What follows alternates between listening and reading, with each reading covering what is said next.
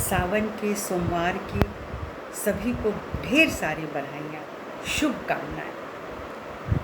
आइए देखें कि हम भगवान शिव को प्रसन्न कैसे करते हैं। निसंदेह बहुत सारे लोग दर्शन करते हैं, पर्वतों पर, पहाड़ों पर जा रहे हैं, यात्राएं कर रहे हैं, कठिन से कठिन यात्राएं। सोचने लगती हूँ मैं कि कठिन यात्राएं क्यों होती हैं? क्योंकि मनुष्य जानना चाहता है कि परमात्मा निवास कहाँ करते हैं, परमात्मा का सानिध्य कहाँ हमको प्राप्त होगा। लेकिन सबसे बड़ी चीज़ जो हमारे योग्यवेत्ताओं ने जाना, तत्ववेत्ताओं ने जाना, वो यही बताया कि शिव हमारे भीतर ही बसते हैं, परम आत्मा हमारे भीतर ही है, उनकी ही ज्योति तो हम हैं। तभी तो हम कहते हैं शिवो हम। मैं शिव हूँ, पर यह कहने वाला जब तक आत्मा को प्राप्त नहीं करेगा वह ये बात समझ भी नहीं पाएगा। रटना और बात है, समझना और बात है। तो जब हम शिव जी की बात करते हैं तो यह हम जानते हैं कि अगर उनके भीतर शक्ति ना हो, जैसे कि माँ कुंडलिनी शक्ति हर मनुष्य के भीतर में बिठाई जाती हैं। जब हमारी संरचना होती है तो हमारे ब्रह्मरंध्र को भेद करके जो परमेश्वरी शक्ति भीतर में आते हैं, आत्मा को धड़काते हैं, यानी शिवत्व विराजते हैं, शिव विराजते हैं। उसके बाद वह कुंडलिनी शक्ति हमारे भीतर जाती हैं, हमारे प्रेम की नाड़ी को जब वो बना लेती हैं, अंग प्रत्यंग सब कुछ हो जाता है, तो वह एक ज्ञान भी भीतर डाल देती हैं जो हमारी दाई नाड़ी होती है। और उसके बाद वो हमारी ब्रह्म नाड़ी में एकदम नीचे जा कर के वो सो जाती हैं, जिसको हम कहते हैं डोरमेंट एनर्जी। जब मनुष्य को कोई सद्गुरु मिलता है तब वह उस एनर्जी को उठाता है। जो सोई हुई एनर्जी है वह उठ कर के पहले हमारे जब हृदय पर आती है तो वह धड़कन यह बता देती है कि मैं जागृत हूँ। वह जो मैं सिर्फ धड़क रहा था, अब उस कुंडलिनी शक्ति के आने से अब हमारे भीतर वह जीवंतता आ गई, वह अवस्था आ गई जिसको हम चैतन्यावस्था कहते हैं। तो चैतन्यावस्था में आकर के ही हम शिव तत्व को पकड़ पाते हैं। नहीं तो हम बाहर जो भी कुछ उनको चढ़ाते हैं, जो बेलपत्र चढ़ाते हैं, वो समझना चाहिए कि हम उसे क्यों चढ़ाते हैं। वह त्रिगुण शक्ति है, सत्वरज तम है, ईड़ा पिंगला सुषुम्ना है, उसको प्रतिनिधित्व करता है और वह शिव है। इसलिए हम उनको चढ़ाते हैं, अपनी नाड़ियों को उनको हम समर्पित करते हैं। दूध चढ़ाते हैं, जल चढ़ाते हैं, इसलिए चढ़ाते हैं कि शिव आर्द्र है, शिव ड्राई नहीं है।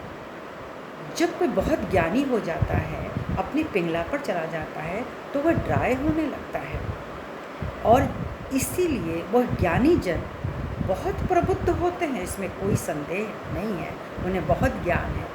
लेकिन वह कभी कभी ऐसा सोचने लगते हैं कि यह सारा ज्ञान मुझ में है, या जो व्यक्ति कर्ता भाव में चला जाता है कि मुझे इस चीज़ का बहुत ज्ञान है, या फिर यह दुनिया मुझसे ही चलती है, ऐसी बहुत सारी भ्रांतियाँ लोगों में हो जाती हैं।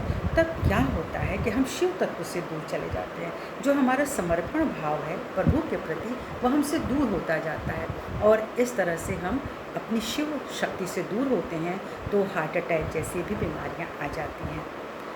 जब हम अपने भीतर की मातृशक्ति को नहीं पकड़ते हैं, केवल पुरुष का अहंकार होता है, तब भी कुछ एंजाइना पेन जैसी भी जो बीमारियां होती हैं, वह कुछ इनके भी कारण होते हैं कि हम आत्म तत्व को नहीं पकड़ पाते हैं। तो हृदय चक्र के जो रोग होते हैं वह ज़्यादातर इसी वजह से होते हैं कि हम अपना ईगो और अपना सुपर ईगो, अहंकार या प्रति अहंकार समर्पित नहीं कर पाते हैं। जबकि हम मनुष्य हैं, हम पशु नहीं हैं।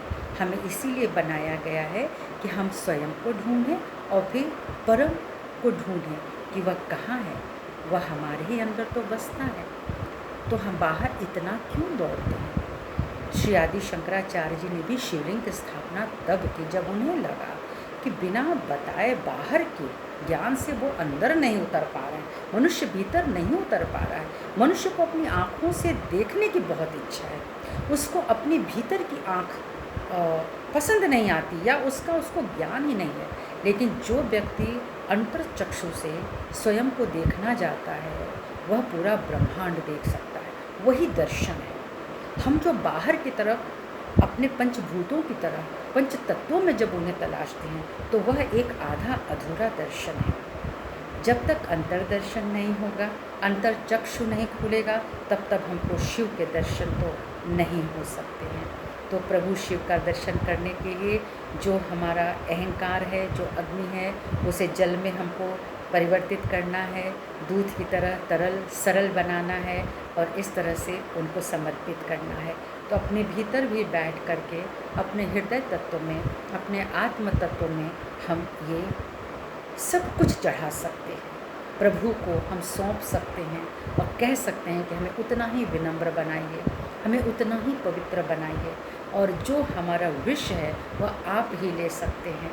तो हमें जितना भी हमारे अंदर कटुता है, जो हमारे षड्रिपुं हैं, वह सब हम इस सावन में छोड़ना चाहते हैं। हम चाहते हैं कि हम रिमझिम बरसात की तरह पवित्र हों, प्रभु के श्री चरणों में हम बहते रहें और अपने जल को, अपने भीतर के जल को, अपने भीतर की अग्नि को, आकाश को, जो भी हमारे तत्व हैं, हम उनको साफ कर सकें, सुंदर कर सकें। निश्चित ही शिव प्रसन्न होंगे, क्योंकि जब आत्मा प्रसन्न होती है तब परम आत्मा प्रसन्न होते हैं। तो इस तरह से भी हम शिव जी को अपने भीतर प्रसन्न करके अपने बाह्य तरफ भी हम अपनी ऊर्जा को, अपनी चेतना को प्रसारित कर सकते हैं। आप सभी को वंदन है, प्रणाम है और पुनः शुभकामनाएं हैं। सावन के सोमवार की 16 सोमवार की महत्ता है। सोचिए, ये जो षोडशोपचार हम करते हैं, क्यों करते हैं, इसके भी अर्थ में हमें जाना चाहिए, तत्वों में जाना चाहिए। और विशुद्धि के 16 चक्रों में कहते हैं जो कलाएं होती हैं, जो पूर्ण होती हैं, वो 16 प्रकार की होती हैं। 16 कलाएं हैं हमारे पास, हम सबके भीतर भी वो कलाएं हैं, उन्हें ही विकसित करना है और इस तरह से हम शिव तत्व की प्राप्ति कर सकते हैं। जय हिंद, जय भारत।